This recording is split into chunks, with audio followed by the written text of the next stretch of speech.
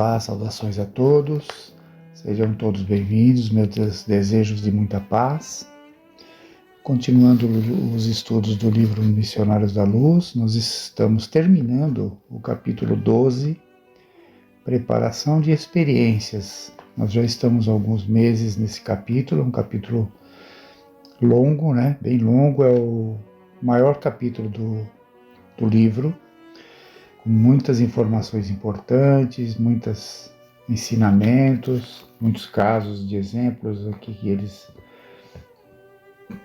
passam para nós. E nós paramos num ponto aqui a semana passada, em que o Manassés está explicando para André Luiz mais um caso de reencarnação de um espírito amigo dele, que ele está aos cuidados dele, né? Nesse local onde eles estão. E que ele explica, ele fala assim, vamos pegar aqui o ponto em que nós paramos.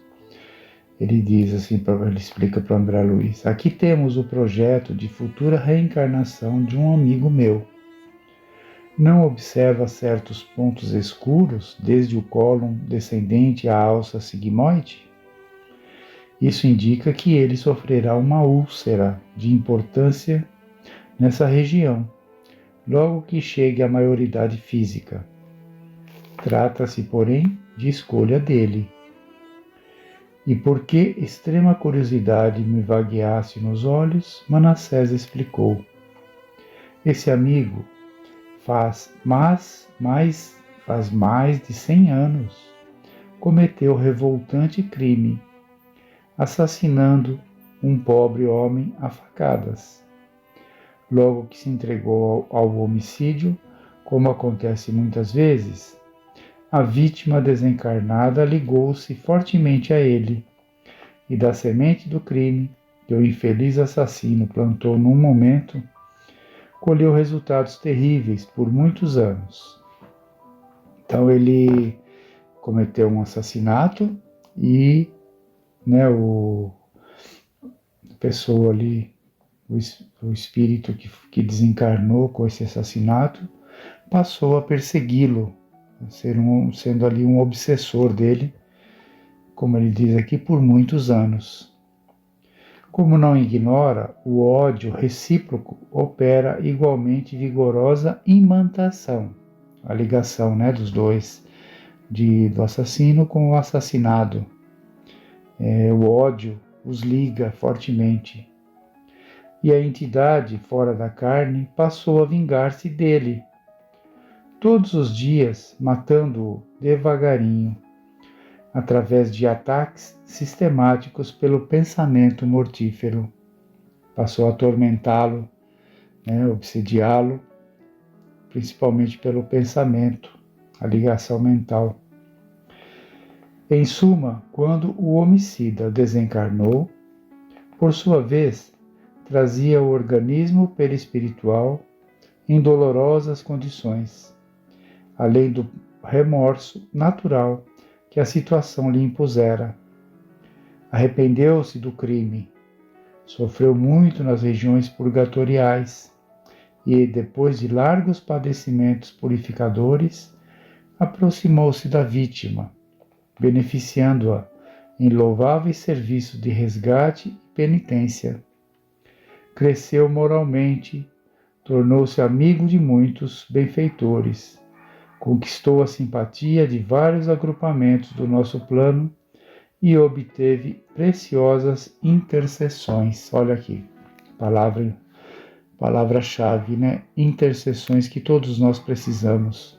O que aconteceu com ele, Após o assassinato, ele começou a ser obsediado pelo espírito que havia desencarnado, e depois de muito tempo, quando ele também desencarnou, passou muito tempo nas zonas, como eles chamam aqui, purgatoriais, sofrendo remorso, arrependimento,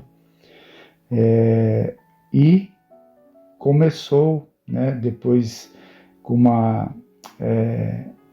de um tempo, se beneficiando com a própria modificação do comportamento, passando a ajudar aquele que ele tinha tirado a vida.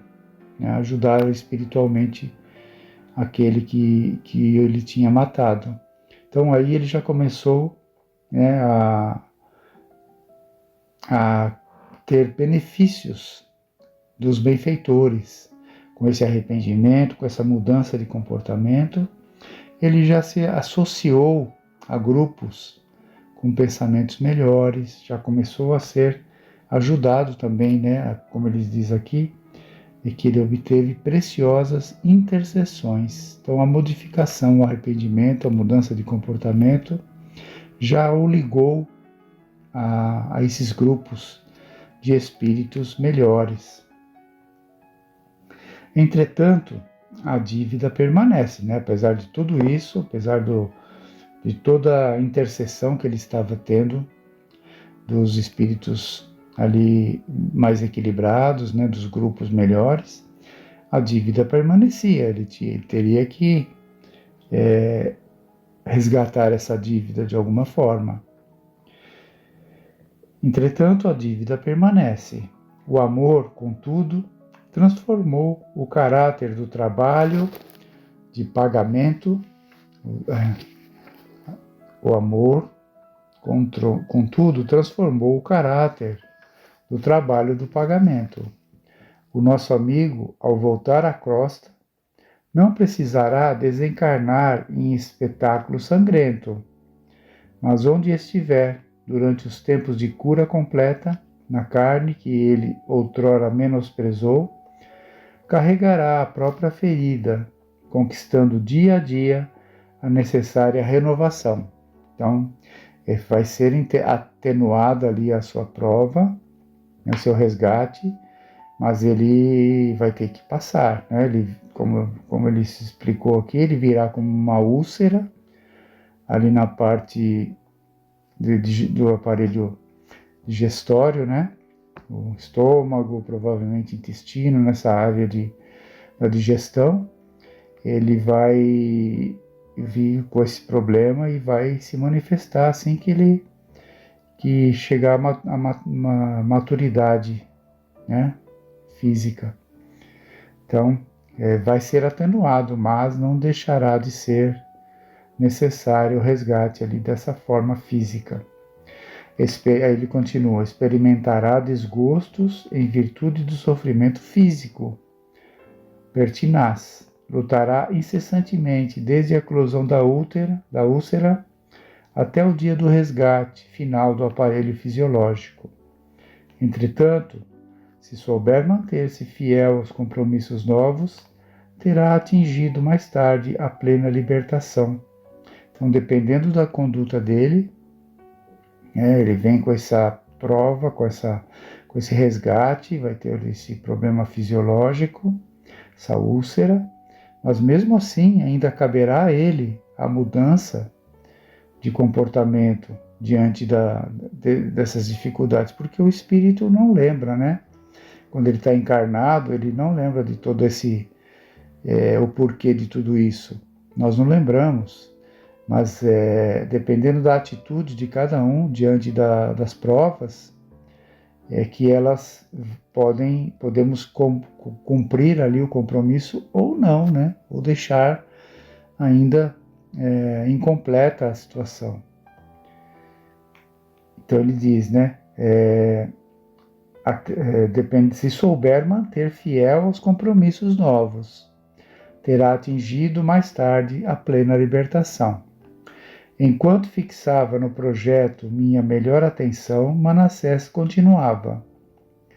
Segundo observamos, a justiça se cumpre sempre, mas logo que se dispõe o espírito à precisa transformação no Senhor, atenua-se o rigorismo do processo redentor.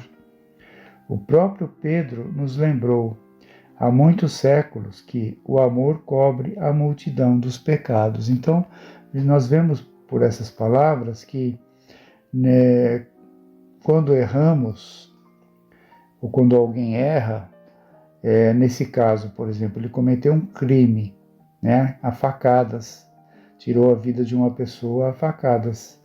Não quer dizer que ele vá também desencarnar numa próxima encarnação, numa próxima vida, a facadas. Não é necessariamente dessa forma, é o que ele está explicando aqui.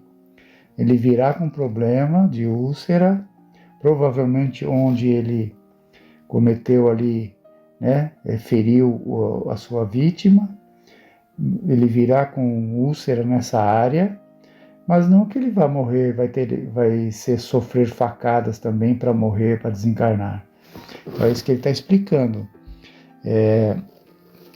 O amor cobre a multidão de pecados, quer dizer, podemos modificar as nossas provas mediante a nossa melhoria de comportamento, o nosso desenvolvimento da semente do amor, né? Da mudança moral. A gente pode, sim, atenuar, ter intercessões no nosso planejamento. Examinei impressionado a planta educativa e, porque não encontrasse palavras bastante claras para pintar minha admiração, silenciei comovidamente. Compreendendo o estado da alma, o companheiro continuou. O Manassés continuou, né? São inúmeros os projetos de corpos futuros em nossos setores de serviço. Depreende-se, da maioria deles, que todos os enfermos na carne são almas em trabalho da ingente conquista de si próprias. Ninguém trai a vontade de Deus nos processos evolutivos, sem graves tarefas de reparação. Então, tudo aquilo que cometemos, que agimos contra as leis divinas, né, as leis de Deus, tudo, qualquer que seja o erro, grande ou pequeno, não importa, todos eles teremos que reparar, né?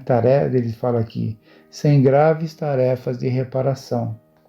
E todos os que tentam enganar a natureza, quadro legítimo das leis divinas, acabam por enganar a si mesmos.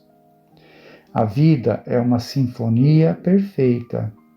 Quando procuramos desafiná-la no círculo das notas que devemos emitir para sua máxima glorificação, somos compelidos a estacionar em pesado serviço de recomposição, da harmonia quebrada, quer dizer, sempre que saímos do caminho das leis de Deus, né, das leis naturais, vamos ter que recompor de alguma forma, não tem jeito. E durante alguns dias ali permaneci, na instituição benemérita, compreendendo que a existência humana não é um ato acidental e que no plano da ordem divina a justiça exerce o seu ministério todos os dias, obedecendo ao alto desígnio que manda ministrar os dons da vida, a cada um por suas obras. E assim terminamos o capítulo 12, né, com essas palavras finais aqui de André Luiz, a cada um por suas obras, quer dizer, todos nós respondemos pelas nossas obras, ninguém responde pelas nossas e nós não respondemos pela dos outros, respondemos sim pelas nossas obras, então que possamos melhorá-las a cada dia para termos essas intercessões tão necessárias na nossa vida, né? Desses benfeitores que estão nos orientando, nos guiando pelos caminhos do bem, possamos aceitar essas orientações e modificar a nossa conduta, os nossos comportamentos para melhor sempre, para cada dia mais estarmos mais próximos desses benfeitores, né? Galgarmos aí os degraus da melhoria moral, da evolução espiritual, para que estejamos sempre amparados por eles. Então nós ficamos por aqui hoje, terminando o capítulo 12º. Próxima semana iniciaremos o capítulo 13º, que chama-se Reencarnação. Fiquem todos em paz, tenham todos uma ótima semana, que Deus abençoe a todos nós.